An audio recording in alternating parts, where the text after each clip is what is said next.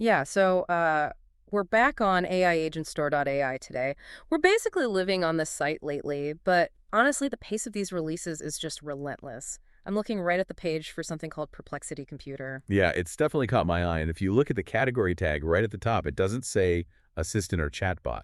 It says virtual worker. Right, which is a very specific choice of words. I mean, worker implies it has a job to do, not just, a chat window to keep open. So the goal today is to figure out if that's just a fancy label or if this thing actually functions differently than the AI we're used to. Well, I think the specs back up the label here. The core promise is that it's an always-on digital worker, and that always-on part is the real shift. Yeah, because usually my AI is purely reactive. I type a prompt, it gives an answer, and then it just freezes. It basically has total amnesia until I come back to it. Exactly. This is built to solve that exact problem. Mm. Perplexity Computer supports scheduled monitoring and actions. It's designed for long-running projects. Oh, so you can set it to track a market trend or monitor a code base, and then you go offline. You sleep, you log off, and it keeps working in the background. Okay, that explains the autonomy score listed here. It's sitting at a solid 75%. Most standard tools we see wait for you, but 75% means it's making a lot of execution decisions on its own.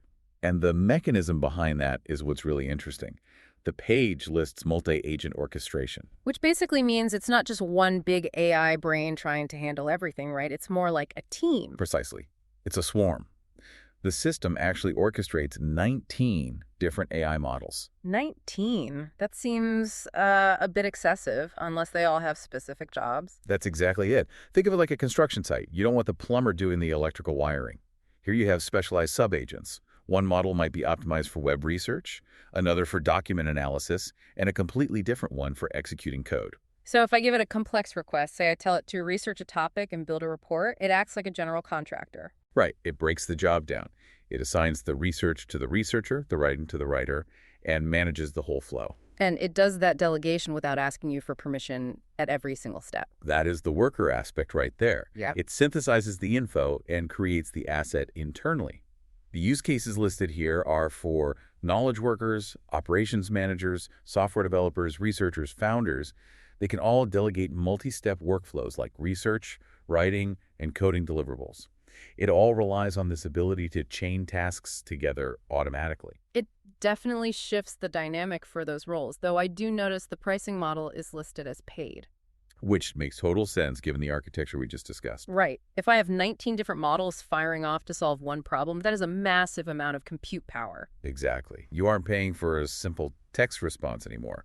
You're paying for the outcome of a complex workflow using monthly credits. If it saves you 3 hours of manual research, the compute cost is completely justified. So where does this leave us big picture? We're seeing a real transition from AI that talks to AI that does.